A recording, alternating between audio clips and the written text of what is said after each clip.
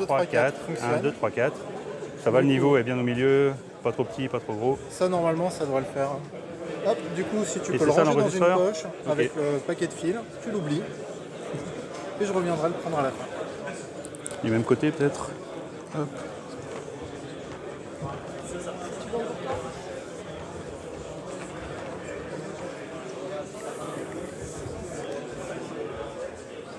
C'est rouge, hein, le...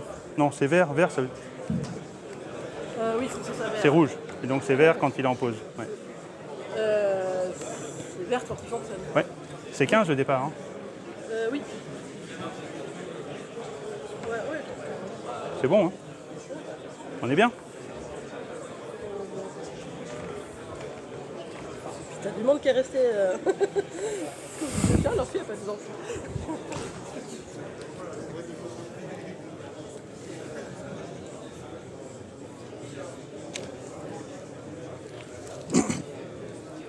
Faut que je rappelle que je le fais en français quand même. Ouais.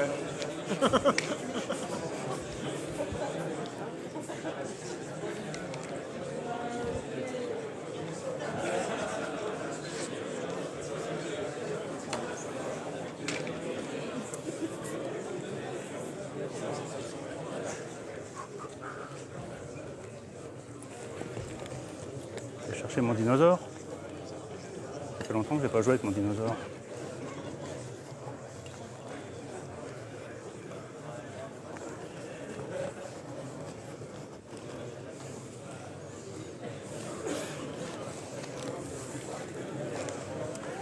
Mon dinosaure, il est où?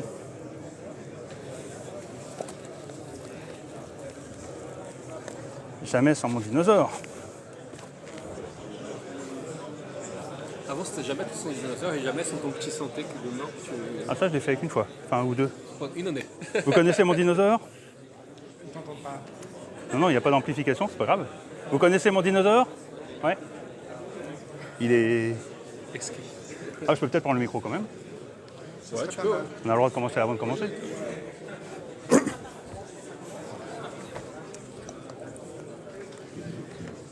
Vous pouvez continuer la sieste, on ne commence pas tout de suite. Mais je voulais juste vous présenter mon dinosaure. Vous lui dites bonjour? Il s'appelle comment? Il s'appelle comment? Le langage, c'est important en DDD. Ça s'appelle comment, ce dinosaure? Voilà! C'est un test pour ceux et celles qui ont des enfants. Ou alors vous êtes encore des grands-enfants. Et pour la petite histoire, ce dinosaure, il est fait en quoi?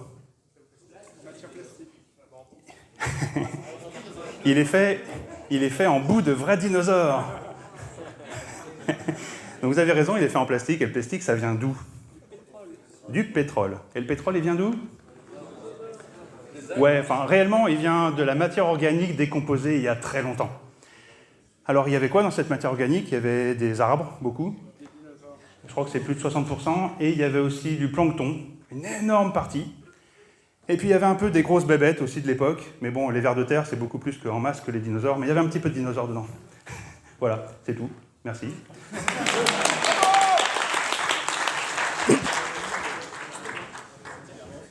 On peut continuer la sieste.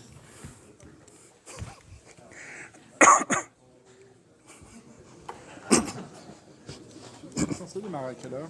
15. Il reste 5 minutes encore. D'accord, ok. Avant l'heure, c'est pas l'heure.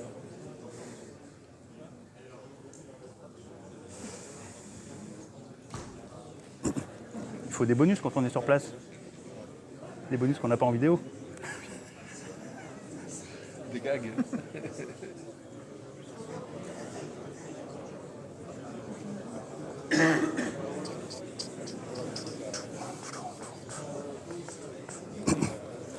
En fait, à l'origine, je fais ça, c'est pour me déstresser, en fait. Ah oui? Ouais. Ouais, parce que c'est le principe du tunnel. Plus tu as de temps sans contact, plus le premier contact, il a gros enjeu. Bah oui. Le meilleur moyen, c'est qu'il y a un contact continu. Bah oui, bah oui. Dans le passé, pour me rassurer, j'allais jusqu'à accueillir les gens qui rentrent en salle. Comme ça, un par un. Ça coûte pas cher, un par un. Pas cher. On sait tous faire. Et ça me rassurait.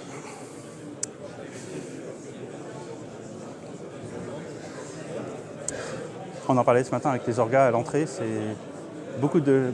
Même chez les artistes, c'est encore pire, il y en a plein, c'était gros, timide. qui joue un personnage.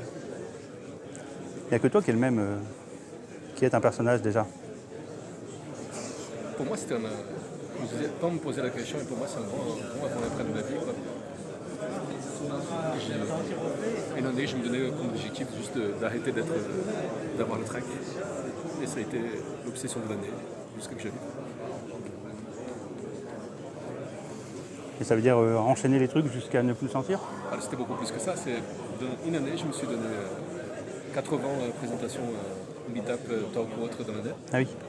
Je me suis donné un accompagnement psy, je me suis donné un coaching. J'ai Ah fait de théâtre d'impro et de théâtre classique. Donc c'est une sorte d'insensibilisation? Mais je croyais que tu n'avais jamais été sensible J'étais désespéré au regard. Ah oui. Bon bah c'est gagné, ça se voit plus. Hein. Moi je croyais que tu n'as jamais eu ce problème. Tu l'as vu pendant notre transformation. Tu m'as même vu avoir des tics d'être ancien, etc. Ouais, je me rappelle. Tu as accompagné un morceau de... Et ça a été... c'était un travail. Ça, on transpire à obtenir ça. Hein. Ouais. C'est lourd et désagréable. C'est lourd et désagréable. Pas... Et en plus, le clicker, je le prends dans quelle main déjà? Plutôt comme ça. Et puis, il est beaucoup plus sensible en haut que là, je ne m'attendais pas à ça. Ah non, c'est toujours là. Hein. Ouais. Un micro, c'est toujours là, il n'y a rien. C'est cardoïde, c'est là. Hein. Et par contre, il ne faut pas le mettre sur le chemin de la voix, sinon on prend tous les pops et les souffles. Donc c'est comme ça en fait. Et on peut doser la... Bon.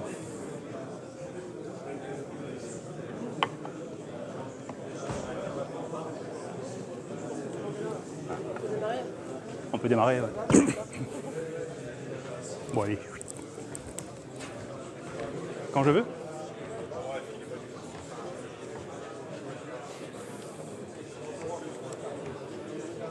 Bonjour à toutes et à tous. Merci d'être là. Ouais, merci. Désolé pour le titre. Il y aura quelques mots compliqués dedans. Mais alors, d'abord, une première question. Comment on devient bon ou comment on devient compétent ou compétente à faire de l'architecture logicielle? Grosse question délicate. Est-ce que c'est en apprenant plein de méthodes qui nous disent comment faire de façon prescriptive?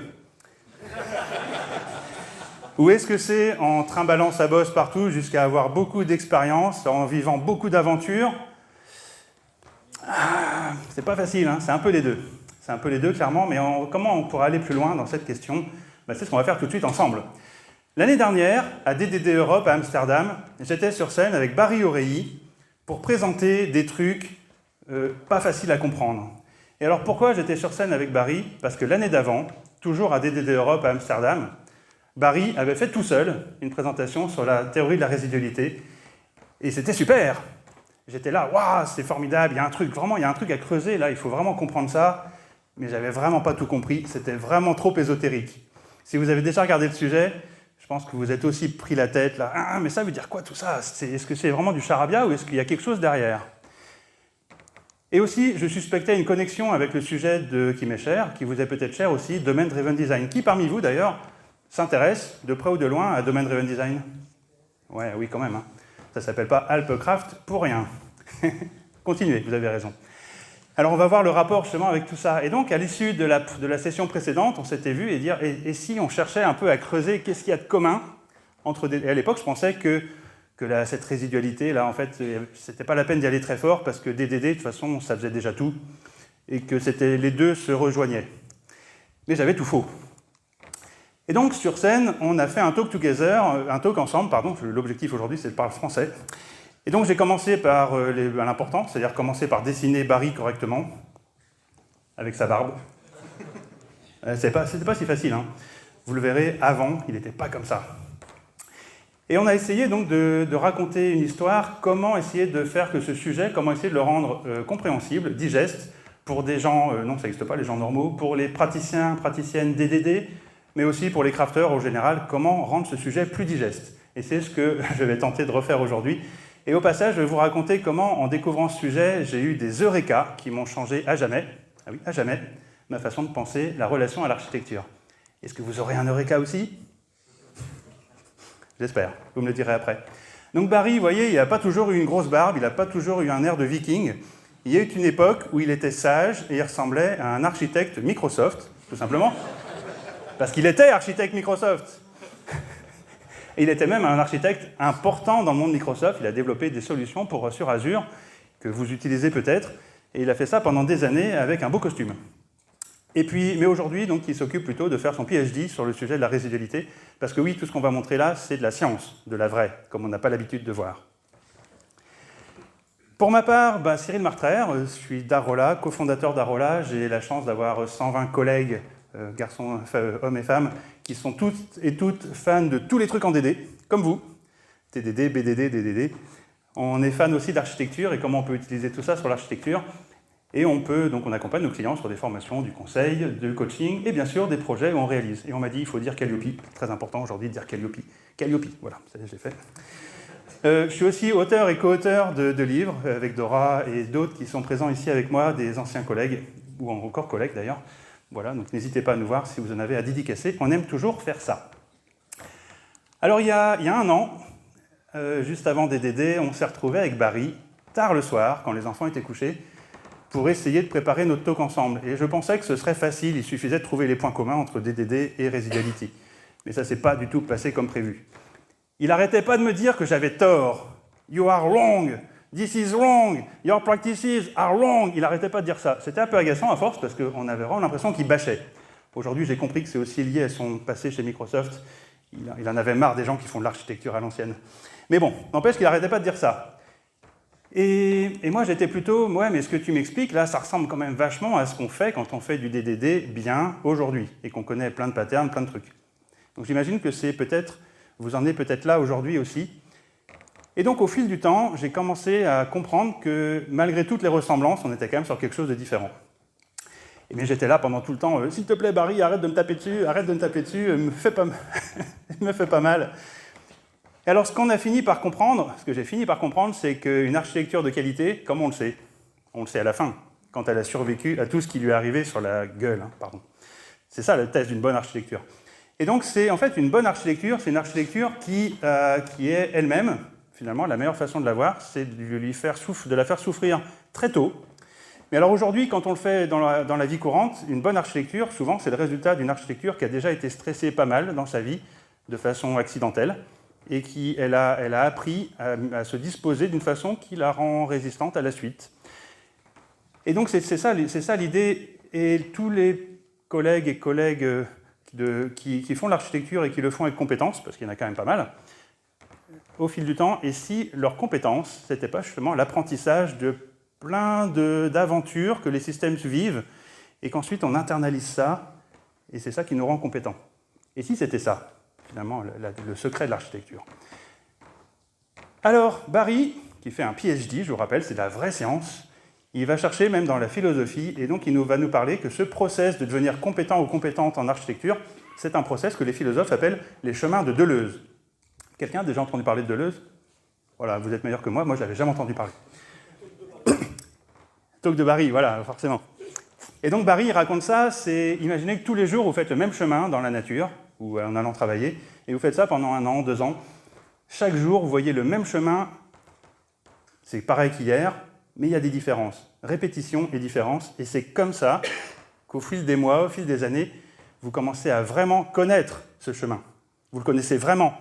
L'hiver, l'été, l'automne, toutes les variations de temps, vous connaissez. Et c'est ça, vraiment connaître un sujet, c'est le connaître par toutes ces répétitions, toutes les expositions répétées et les petites différences que vous notez. C'est comme ça qu'on connaît vraiment le monde autour de nous et les gens aussi d'ailleurs. Donc c'est vraiment le temps qui joue pour ça. Alors c'est à opposer à tout ce qui est modèle. Quand on se promène avec une carte, comme ici dans le téléphone, c'est pas un chemin de Deleuze. La carte, elle a des connaissances, mais vous n'en avez pas vraiment. Et donc les méthodes, ça ressemble plus à ça. C'est des raccourcis, mais qui ne nous donnent pas accès en direct à cette expérience, à ce niveau de connaissance. Et alors, les chemins de Deleuze, c'est ça l'inspiration pour la démarche de résidualité. Et si on pouvait gagner du temps avec une approche, une technique qui nous provoque plus de chemins, plus vite, pour mieux comprendre notre système? Jusque-là, vous suivez? Vous êtes avec moi? Comment on pourrait, par la pensée, par des approches mentales, accélérer ce process de vraiment connaître son architecture? Et donc la résidualité, c'est ça, c'est essayer de rendre ça explicite dans quelque chose qui ressemble à une méthode, finalement. Quel paradoxe. Alors, c'est quoi la théorie de la résidualité? Alors, désolé, là, je vais vous montrer les slides de Barry, tels que lui les raconte. On prend notre souffle? On y va. Alors, la résidualité, c'est la modélisation d'un système en termes de résidus. Les résidus, c'est ce qui reste quand il a souffert. Et donc, c'est ce qui a survécu à tous les stress. Et donc, on étudie une architecture en répétant les stress dessus pour découvrir de l'information, et en particulier des situations de conflit, et les découvrir tôt. Et tout ça, ça nous fait une théorie de l'architecture logicielle. Ouais, pourquoi pas. On continue. Ça sert à quoi? Ça sert à trouver les problèmes, tout ce qui est non fonctionnel très vite. Ça sert à prendre des décisions sur les contours des composants, bandit de contexte par exemple. Ça sert à trouver les faiblesses d'un modèle structurel, etc. Ça sert à savoir quand on a terminé de designer. Ça sert à décrire le process qu'on fait sans le savoir, hein, empiriquement, ça sert à décrire bien. Et ça sert à designer pour la criticalité. Criticalité quoi? C'est quoi ce truc? Ah! Ouais, c'est pas évident jusque-là. Donc là, on commence mal. Hein. Là, si je continue comme ça, je pense que je vais tous vous perdre. Et c'est normal. C'est notre première rencontre avec la résidualité, c'est ça. Mais c'est quoi ce truc? C'est quoi la criticalité? Alors ça marche comment? On utilise le concept de stress pour révéler les faiblesses des modèles d'architecture. C'est pas bien. Enfin, le bon côté, c'est qu'on peut abandonner tous les trucs qui requirement engineering, risk management. Ça utilise des matrices. Et on commence à avoir peur, hein, non? Matrices. Faire de la conception avec des matrices. Ah! Et puis, on va parler de probabilité, de cohérence, etc. Blablabla. Ah! Voilà. Et tout ça avec les Deleuze, etc. Vous voyez que jusque-là, vous êtes en train de vous dire « what ?» Et alors Barry conclura en disant que toute architecture qui fonctionne est forcément résiduelle. Alors c'est facile à dire, hein, par définition, de toute façon il invente l'univers de la résidualité, donc il fait ce qu'il veut, il pose les règles, donc il a le droit de dire ça. Et alors, c'est pas fini, parce qu'ensuite il nous parle de matrice NKP, etc., et que toute architecture est résiduelle, que les approches de l'architecture qui fonctionnent sont forcément résiduelles, donc bien. Ouais, on est là, on va faire autrement. Alors, c'est vraiment de la science, ce qui veut dire quoi? Ça veut dire que les comptes rendus de tout ça, ça se passe dans des PDF, dans des revues à comité de lecture, et bon courage pour essayer de les lire. Je vous encourage quand même à essayer, hein, mais il faut s'accrocher. Ça mélange la philosophie, les maths, les modèles numériques, la simulation et plein de trucs.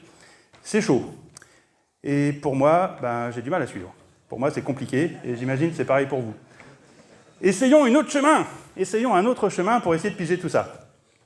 Alors, je vais vous l'expliquer de la façon dont je l'ai compris au début, avec en bougeant les bras et en prenant des métaphores faciles.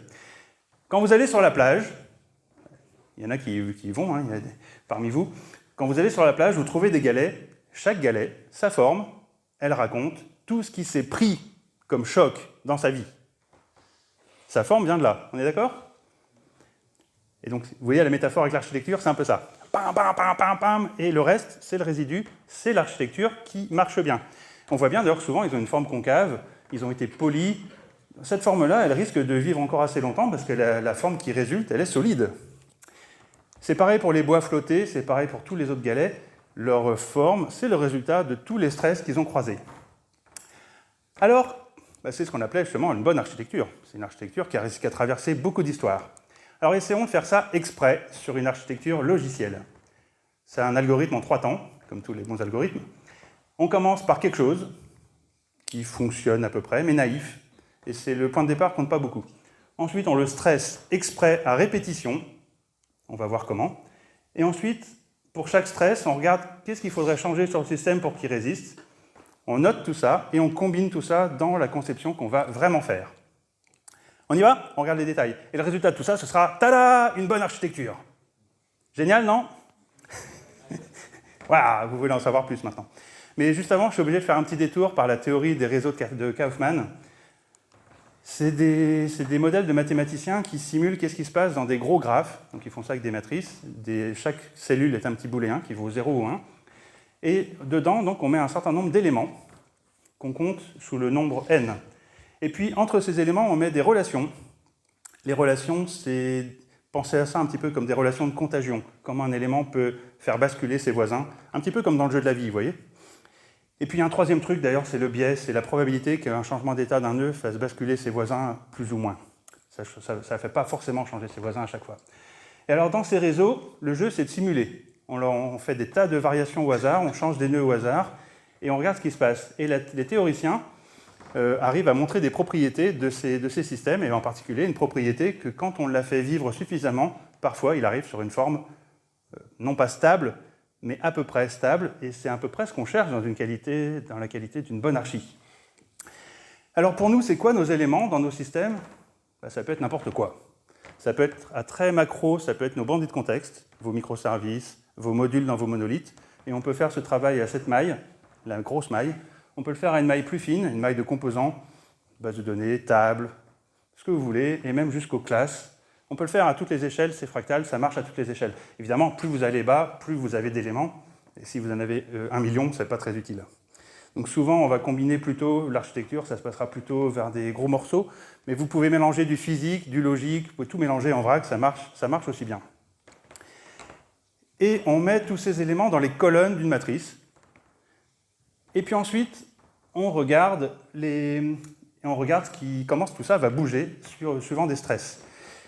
Et donc, on va regarder aussi les liens entre les éléments. Alors, qu'est-ce qu'on va appeler lien entre nos éléments? C'est tout ce que vous connaissez dans le monde de la conception logicielle. C'est donc les liens de dépendance technique, un import par exemple, ou un système qui connaît l'autre, une API par exemple, c'est aussi un lien. Ça, c'est des liens directs qu'on voit dans le code.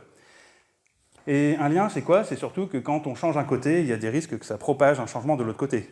C'est le principe d'un lien, d'une dépendance, n'est-ce pas? Vous connaissez l'histoire, une dépendance, c'est une to-do list contrôlée par les autres. Quand ils changent des trucs, maintenant votre backlog aujourd'hui ne sera pas comme prévu. C'est ça une dépendance. Mais il y a des liens qui sont indirects. C'est du couplage implicite. Quand on modifie un côté, ils n'ont pas de lien visible, il n'y a pas de fil entre les deux techniques, mais n'empêche que quand on doit changer un côté, on doit changer l'autre côté. Ça arrive ça, hein? Ça arrive dans vos systèmes. Ça arrive trop souvent. Et donc on parle de commodification, c'est super important d'y faire attention. Et puis il y a aussi les couplages, même runtime, quand un système tombe, il y en a un autre qui tombe aussi. Ok, c'est intéressant à savoir. Si par exemple, on pourrait même imaginer que les famines de bases de données, si on charge une base très fort, tout ce qui est dans la même base physique pourrait se retrouver affamé. Ce serait un exemple de couplage à distance, même s'il n'y a rien de visible dans votre système qui couple les deux. On pourrait le mettre dedans.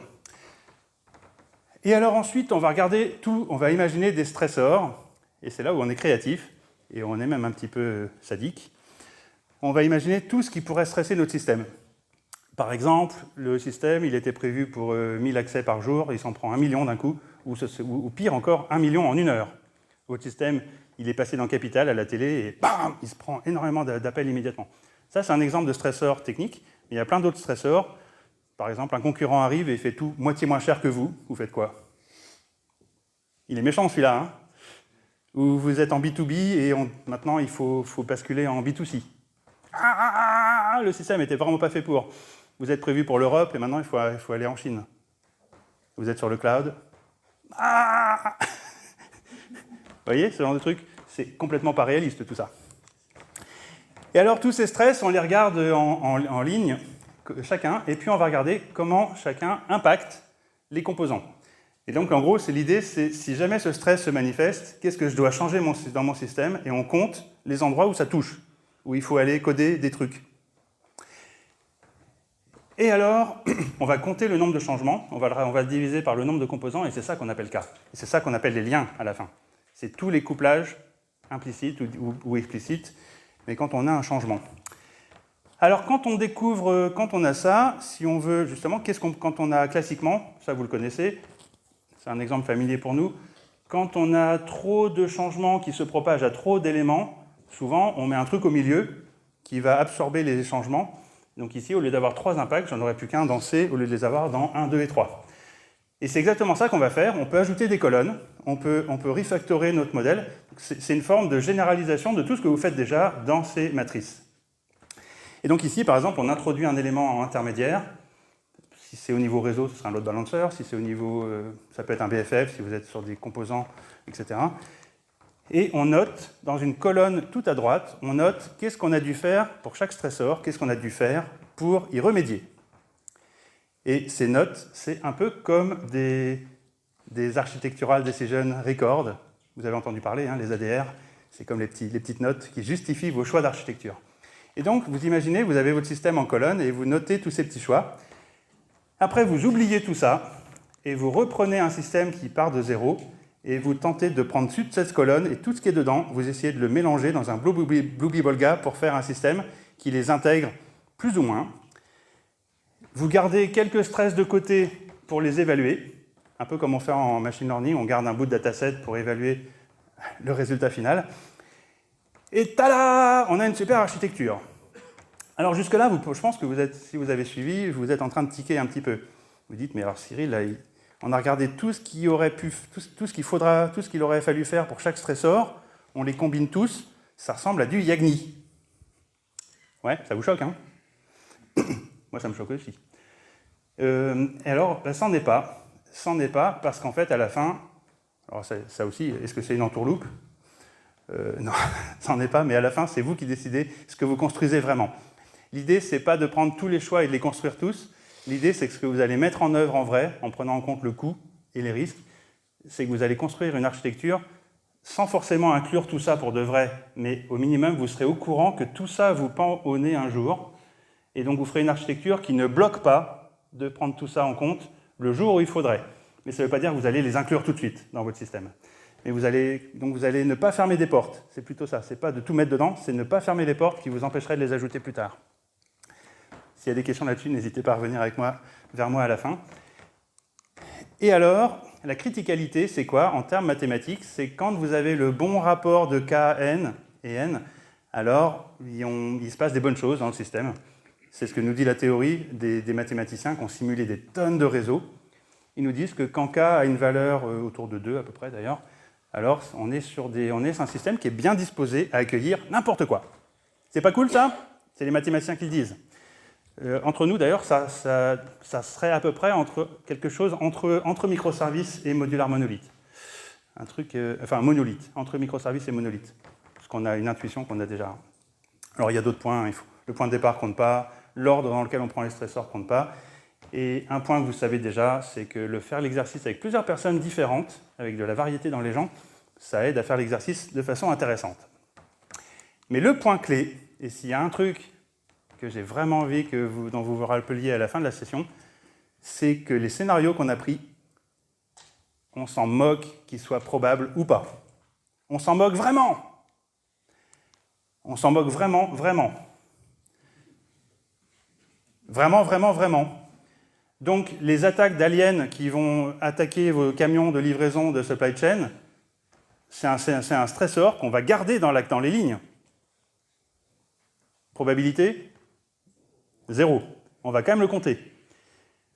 Un exemple concret, d'ailleurs, c'est si vous avez vraiment conçu votre supply chain pour résister aux attaques d'aliens ou aux lézards géants avec des yeux laser qui viennent détruire vos entrepôts de stockage, votre juste à temps de 24 heures, là, d'un coup, il devient un peu fragile. Mais si vous avez bien pensé à tous ces lézards géants qui attaquent comme scénario et que vous l'aviez un petit peu anticipé, quand le Covid arrive, vous êtes mieux disposé. Vous voyez l'effet? Il y a un truc, et c'est donc le côté, c'est pas parce que c'est improbable qu'on va l'ignorer. Et c'est ça qui est révolutionnaire dans toute l'approche. Parce que pourquoi l'approche marche? Elle marche parce que si vous regardez les vrais stresseurs qui vont vous tomber dessus, on ne peut même pas les anticiper. N'est-ce pas? La réalité, elle est beaucoup plus sauvage qu'on peut l'imaginer. On est ce que les Américains appellent les unknown unknown. C'est un niveau d'inconnu qu'on ne peut même pas imaginer. Alors, on ne peut pas l'imaginer, ok, on ne fait rien? Ben non, justement, on peut faire quelque chose. En regardant des stressors variés qu'on arrive à imaginer, en regardant quelles solutions envisager pour s'en prémunir, on se prépare aussi à tous les autres qu'on ne peut pas anticiper. Pourquoi? Parce que la variété de solutions qui répond à tous ces stressors, elle est beaucoup plus petite que les stressors. En gros, quand vous avez fait le tour d'une quinzaine de stressors, bien différents, les choix à mettre en œuvre, vous les avez déjà quasiment tous vus. Et vous en êtes conscient. Et ça, c'est cool. Mathématiquement, on appelle ça la recombination. Donc l'exemple que je donnais sur le Covid, si vous avez pensé à l'attaque de lézard, vous arriverez à réagir à une attaque de Covid qui n'était pas prévue, qui n'était pas envisageable, mais vous êtes mieux disposé quand même pour l'accueillir. C'est pas cool ça? Ouais. Donc les probabilités, c'est vrai, il faut vraiment les ignorer. Et c'est pour ça qu'on n'est pas dans du risk management. Pas du tout. Alors maintenant, justement, en essayant de comprendre cette histoire, je vais raconter un petit peu là, le process un petit peu personnel, là, comment j'ai réussi à m'échapper du structuralisme pour être plus efficace. Voilà, bon, Eureka, youpi. Et comment j'ai réussi à ne pas me faire taper par Barry, d'ailleurs. Donc, c'était mon histoire. Et donc, dans cette histoire, vous verrez aussi que DDD, c'est un petit peu enfin, pour moi, en tout cas, DDD, ça a été un Eureka de beaucoup de choses. Vous aussi? Ça m'a pété la tête sur plein de trucs. Par exemple, ça m'a introduit à la théorie de la complexité. Et donc, par exemple, quand Eric Evans écrivait qu'un modèle est contextuel, ça m'a fait « Waouh, un modèle, ça n'existe pas dans l'absolu, c'est que dans un contexte. » Vous êtes passé par là déjà? Ouais. Quand Eric Evans il disait « Il ne suffit pas de trouver un modèle qui marche, il faut en trouver 3 », ça m'a aussi fait « Waouh, on va vivre dans l'incertitude et accepter l'incertitude et on va dire que c'est cool. » Vous êtes passé par là aussi? On n'est pas obligé de décider tout de suite. C'est aussi DDD qui m'a fait apprendre ça. Vous pouvez l'apprendre d'ailleurs, hein, ce n'est pas le seul chemin pour l'apprendre. Encore, Eric aussi nous a dit, attends, il y a des modèles, ils ne peuvent pas tout modéliser. Il restera quelques ifs dans un coin, parce que le monde n'est pas toujours régulier comme un beau modèle. Vous en êtes là aussi? Vous avez accepté que le monde est plus méchant qu'on voudrait? Tout ça, c'est utile. Et ça, c'est ce que j'ai appris avec DDD. Et fort de tout ça, je pensais que c'était bon. Maintenant, j'avais plus rien à... J'étais bon, j'ai compris le complexe. C'est bon. Et en tant qu'ingénieur, ça m'avait déjà beaucoup guéri de la maladie des ingénieurs, qui est de croire que le monde est aussi précis que des manuels de mécanique ou de... Mais le monde, il est composé d'humains, et ça ne marche pas tout à fait pareil que la mécanique ou la gravité, qui est très fiable. Bon, bref, tout ça, c'est pour raconter un petit peu le cheminement au travers de DDD. Et avec Barry, on a continué le chemin. Il m'a dit maintenant, la prochaine étape, c'est de regarder au-delà des structures. Et je vais vous emmener avec moi là-dessus. À première vue, je vous l'ai dit, quand j'ai croisé la résidualité, je me disais, mais DDD, c'est à peu près la même chose. On fait pareil, ça finit pareil, on fait les mêmes choix de conception, etc. Mais quand j'ai dit ça, c'est comme un truc que je connais. Voilà, un nouveau truc. Oh, mais c'est comme un truc que je connais déjà. Mathias Verres a fait un blog dessus. C'est l'heuristique du « Oh, c'est comme ce que je connais déjà ». C'est important parce que plus vous allez vieillir, plus vous allez rencontrer ce genre de situation. Et il faut savoir réagir. Quand on en arrive là, il ne faut surtout pas se dire « Ok, donc c'est bon, je connais déjà ». Non, la question à poser, c'est « Qu'est-ce qui est différent dans ce nouveau truc par rapport à ce que je connais déjà ?» Et donc, qu'est-ce qui est vraiment différent entre DDD et la résidualité? Ok, on y va. DDD, alors avec Barry, justement, il commence à m'expliquer, je lui dis, oui, mais ça, on peut faire avec DDD. Et il me dit, oui, mais ça, et alors il me dit, non, mais avec TDD, on y arrive aussi, et puis avec ça, mais avec l'archi hexagonale, on y arrive aussi. Oui, mais c'est pas pareil, parce que, et puis avec ça, on y arrive aussi, puis je commence à sortir toute la boîte à outils de l'état de l'art, de l'architecture logicielle, avec tout ce que je connais dedans, break the model, tolerant contract, tous les trucs, voilà. Tout ça, qui sont des trucs intéressants à apprendre malgré tout. Hein. Mais à chaque fois, vous voyez qu'en fait, il y a un truc qui ne marche pas dans cette histoire, c'est qu'à chaque fois qu'il essaye de me dire qu'il essaye de challenger DDD, je rajoute des choses autour de DDD pour dire que ça marche quand même. J'ai jamais tort, j'ai pas envie d'avoir tort dans cette histoire. Et ce comportement-là, c'est pas un comportement rigoureux, c'est un comportement de profession de foi dans un culte. J'étais dans un culte à défendre un truc que j'aime. Vous le sentez ? J'y suis tellement attaché, ça m'a tellement bien servi, je suis fan, mais je suis dans un système où j'accepte même pas qu'on puisse dire que ça ne marche pas. Et si on ne peut pas dire que ça ne marche pas, bah c'est qu'on ne peut pas le falsifier, c'est un culte, c'est pas de la science, on n'est pas dans la rigueur. Et d'ailleurs, c'est un culte qui a des grands prêtres, avec des déborates, une communauté active qui font des blagues pendables, comme Team Apologies, Team Garbologies. Garbologies, c'est l'art des déchets, hein. Il me semble. Et avec une communauté active, et on entre soi, et on se conforte qu'on a raison, tous ensemble. Hein, vous reconnaissez tout ça, hein. Et donc, il y a des limites à tout ça. On est dans un culte, et quand quelqu'un arrive de l'extérieur en nous disant bah, « Vous savez, votre truc, là, il n'est pas si rigoureux que ça, et je vous propose autre chose », on est là « Il faut le brûler, au bûcher !» Et ça, c'était moi dans toute cette image, jusqu'à ce que je finisse par voir la lumière. Tac, Eureka. Alors, entre parenthèses, je ne vous dis même pas que la théorie de la résidus a raison ou quoi que ce soit. Ce que je vous encourage, c'est juste de suivre l'histoire, parce que vous allez apprendre quelque chose, et même si dans 5 ans, on conclut que ce n'est pas utilisable ou quelque chose, ou qu'on est déçu, on aura quand même appris quelque chose qui vaut la peine de l'avoir appris. Donc voilà, l'histoire, quand vous êtes sur un projet, vous commencez au début, puis vous suivez un chemin de découverte, de surprise, et donc au fil du chemin, vous découvrez des choses, vous refactorez, vous changez votre code, jusqu'au moment où vous êtes aujourd'hui. Ça, c'est le chemin, donc c'est l'histoire de tout ce que vous avez pris comme user story au fil du chemin pour coder votre système, les ajouts de fonctionnalités, les découvertes que là, il y a un problème de perf, etc. C'est le chemin de votre projet. Et comme vous êtes professionnel, vous faites bien votre boulot, vous ne vous contentez pas de mettre ce qui s'est passé, mais vous prévoyez quand même un petit peu d'options pour, si jamais ça changeait, je ferais comment, si jamais, donc on met des patterns de stratégie, on met un peu d'interface, on met un peu de découplage, ceci, on prévoit quand même des choses. À la fin, on spécule un peu quand même, hein. Concevoir, architecturer, c'est un peu spéculer, non? On est obligé, hein. Et le truc, c'est quand on a fait ça, on sent bien. On sent, j'ai un système qui est évolutif, qui est paré pour l'avenir. Mais il est paré pour l'avenir, vous voyez le truc, c'est qu'il est paré pour l'avenir pas très loin d'où on est quand même. Or, l'avenir peut être bien plus féroce que ça. Le vrai univers des possibles, il est vraiment beaucoup plus grand que ce qu'on a exploré comme zone. Et c'est ça le piège, et c'est ça le piège fondamental. C'est que quand tout ce qu'on fait, toutes les pratiques qu'on a, elles sont pertinentes au voisinage de là où on est passé. C'est ça qu'on appelle la structure. Là, cette structure, c'est la structure du cheminement du projet. Encore avec moi? Et donc, il y a une différence, il y a un problème de fond dans cette histoire. Et alors, c'est vrai que toutes les pratiques que j'ai citées jusqu'à présent, là, elles marchent quand même pas mal. Elles marchent quand même pas mal, et toutes mises ensemble, elles vont nous apporter cette diversité de points de vue. C'est comme des chemins différents. C'est comme regarder l'architecture de plein de façons différentes, suivant chaque méthode, l'approche hexagonale, l'approche DTD, toutes ces approches complètes et nous donnent des points de vue qui reconstituent quelque chose qui ressemble un petit peu à la résidualité, mais on n'y arrive jamais totalement. Il y a toujours des trous, il y a toujours des zones qu'on ne va pas explorer avec tout ça. Donc voilà, l'important, c'est que toutes les pratiques qu'on a, l'état de l'art, il est biaisé parce qu'il est au voisinage de ce qu'on connaît, au voisinage de notre structure.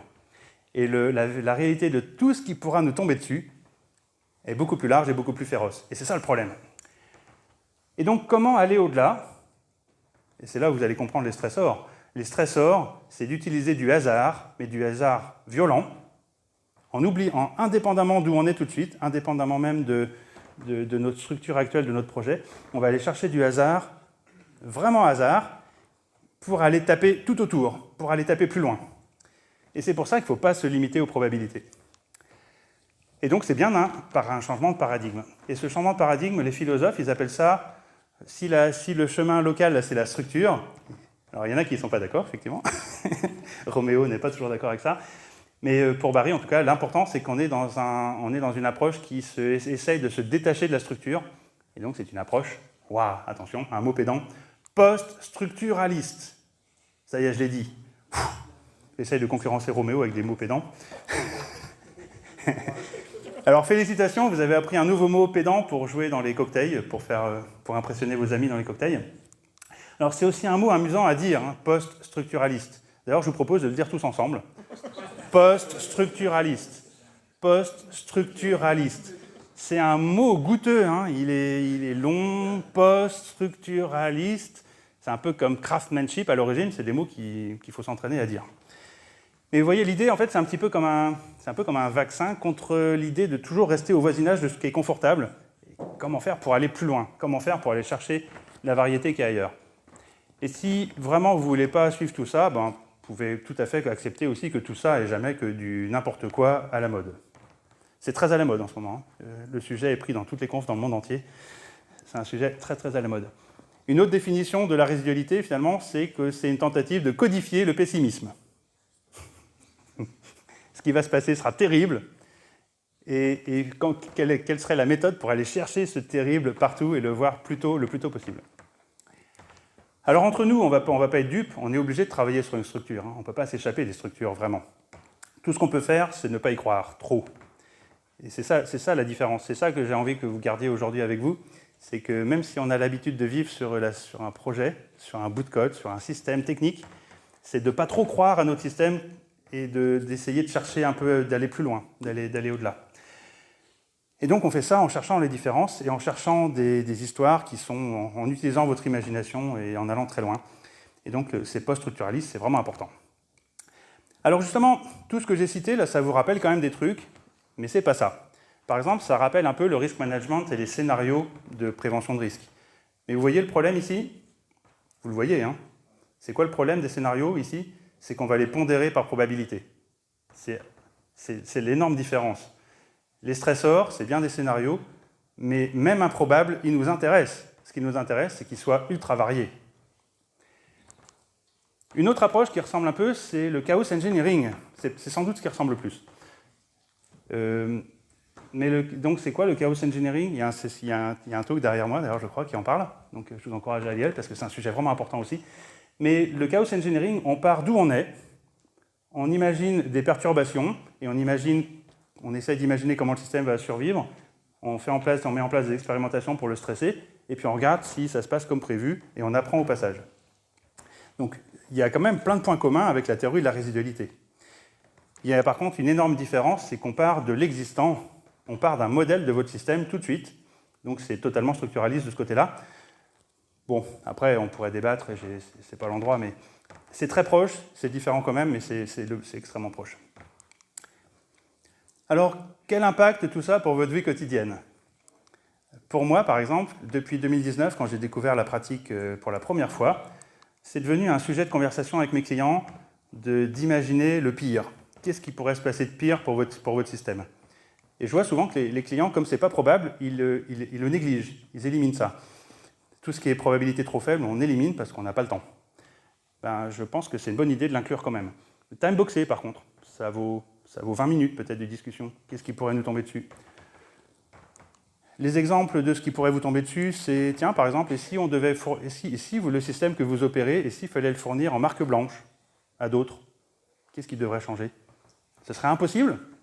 Qu'est-ce qui manquerait pour que ce soit juste possible? C'est pas idiot de l'avoir en tête. La probabilité, elle est peut-être pas grosse, mais elle est certainement pas zéro. D'ailleurs, s'il fallait, celle-là j'ai déjà cité, s'il fallait passer de B2B à B2C, ou le contraire, etc. Et ensuite, vous voyez qu'avec cette approche de résidualité, on peut redécouvrir tout ce qu'on connaît déjà, finalement. Les bandits de contexte, en fait, on peut les retrouver par application mécanique de cette approche. Un exemple, vous savez que les bons bandits de contexte, c'est une façon de découper pour que, quand il y a des commodifications entre les éléments à l'intérieur, on ne veut pas ça, on ne veut pas qu'il y ait des commodifications entre bandits de contexte, on veut que les commodifications soient à l'intérieur d'un contexte, c'est ça qu'on veut. Quand on regarde une matrice comme on regardait tout à l'heure, ça se voit tout de suite si on a découpé des contextes qui ne sont pas cohérents. Ici, on voit qu'à chaque fois, sur plusieurs stressors, on a des impacts à chaque fois dans deux contextes, c'est certainement qu'on n'a pas bien décomposé. C'est le même dessin, en fait. Et au final, et ça généralise à peu près à tout, donc on pourrait redécouvrir tous les tas de l'art d'architecture, on pourrait le remontrer par principe premier à partir de ce genre d'analyse. L'autre point utile, c'est qu'en se forçant un petit peu à rentrer dans le jeu de la résidualité, ça nous fait des petites roulettes pour apprendre d'autres trucs. C'est être toujours plus familier avec l'incertitude. L'incertitude, au début, on n'en veut pas. On aime bien décider tout de suite, on n'est pas confortable avec des choix qui restent comme ça dans l'air. Avec DDD, j'ai montré qu'on l'avait déjà un petit peu, mais avec la résidualité, on y va encore plus. Et on va dans le hasard total. On prend l'habitude de jouer dans l'incertitude et d'être bien dans l'incertitude. Ouais, ça c'est utile. C'est tellement utile que l'année dernière, certains qui avaient suivi la formation avec Barry finissaient par écrire qu'ils se définissaient comme ingénieurs d'incertitude sur leur badge. C'est ça le changement, vous voyez? C'est cool. L'autre point, c'est j'ai posé la question à des gens qui avaient suivi la formation sur la résidualité, et ils me disaient, oui, je pense que DDD m'a préparé à mieux accepter ce genre d'idées. C'est comme des petites roulettes qui m'amènent à tout ça. Enfin, si vous voulez appliquer Domain Driven Design, et on a toujours des doutes quand on applique Domain Driven Design, cette approche de résidualité peut vous donner des clés pour mieux comprendre que par exemple, DDD, c'est pas de faire du gros dessin une fois au début. C'est pas de faire de la modélisation réaliste. C'est pas de faire, bien sûr, des microservices à base d'entités, mais c'est pas non plus d'appliquer les patterns de façon fétichiste, bien sûr. Que c'est pas de chercher un gros modèle qui fait tout. Parce que si on le mettait dans les matrices, ça marcherait pas. C'est pas de regarder les risques d'analyse de risque, on l'a déjà dit, et c'est pas non plus de chercher à faire un système correct. En fait, on s'en fout d'être correct. Ce qu'on veut, c'est un système qui survit. C'est pas du tout la même question. Alors, et DDD, à notre tour, va nous aider pour trouver les stressors, parce que j'en ai pas trop parlé, mais comment on peut les trouver, ces stressors? Une façon de les trouver, c'est d'utiliser la bonne vieille technique de DDD qu'on appelle les invariants, et qui était donc dans le bouquin d'Eric. Alors, c'est quoi les invariants? Quelqu'un se rappelle? Une propriété, quelque chose qui ne change pas, une propriété qui reste vraie tout le temps. Merci. Et donc, si on vend des produits, une propriété qu'on pourrait proposer, ce serait qu'on peut vendre n'importe quel produit en stock. Ça paraît logique. Mais le bon usage des invariants, c'est de se dire, dans quel cas ce ne serait pas vrai? Bah, c'est toujours vrai, non? Ah non! On ne peut pas quand on a des produits périssables. Ah ouais, c'est vrai. Donc ça, c'est un état de l'art de chercher les invariants, c'est important de les trouver pour tenter de les péter. Break properties, break invariants. Et alors, vous voyez qu'à chaque fois que vous trouvez des invariants que vous les pétez, ça vous donne des possibilités de stresser votre système. Là, on a pris un invariant plutôt petit, mais vous pouvez faire ça à n'importe quelle échelle et ça vous donne des idées de stressors. Donc, on a toujours besoin, pour trouver des bons stressors, on a toujours besoin de bien connaître le métier et même de bien connaître le contexte économique de l'entreprise et de votre paysage compétitif, etc. On arrive à la conclusion. La conclusion, c'est que c'est super cool, la résidualité. Ça parle de lézards géants, avec des yeux laser, dont l'écrase des flammes. C'est moi le petit chaton qui a des yeux laser. Et là, ça résume aussi un petit peu le genre de cheminement mental qu'on traverse quand on s'intéresse à la résidualité. Et ça, c'était moi. Avec Barry. La résidualité, c'est pas magique, hein, et les matrices, etc., même si on s'en sert pas, c'est déjà utile. Ça ne nous guide pas forcément pas à pas, mais ça nous évite des gros pièges de croire que notre système, c'est le seul qu'on aurait pu faire, c'est le seul qui marcherait. Tout ça, toutes ces illusions qui sont dangereuses. À la fin, une bonne archi, on le sait à la fin, quand elle ne s'est pas écroulée face à tous les stress qu'elle a croisés. Vous pouvez garder les pratiques DDD, tout à fait, mais la résidualité, ça va enrichir votre pratique. Et donc, ma conclusion, c'est que pour devenir compétent ou compétente en archi logiciel, c'est encore mieux quand on mélange les deux. Pour aller plus loin, je peux vous conseiller ce petit livre, qui est très bien fait, avec un super dessin du fils de Barry sur la couverture. Vous reconnaissez les lézards, le monde en feu, et un architecte logiciel qui essaye de rattraper son système. Ça résume parfaitement bien le tableau. Si vous voulez prendre l'image, il est numéro 1 des ventes sur l'InPub en ce moment d'ailleurs. Aujourd'hui, et ça fait plusieurs fois déjà. C'est populaire, hein, c'est un sujet qui a un intérêt incroyable en ce moment. Je ne suis pas sûr que tout le monde comprenne tout, mais tout le monde a envie de comprendre. Il y a plein d'autres papiers beaucoup moins accessibles aussi, et puis bien sûr sur LinkedIn, et vous voyez toujours les mêmes thèmes. Hein. Et si on se fait attaquer par un chat géant qui lance des boules de feu, comment on fera? Voilà, merci de votre intérêt, et je suis ouvert à des questions. Il nous reste 3 minutes pour des questions.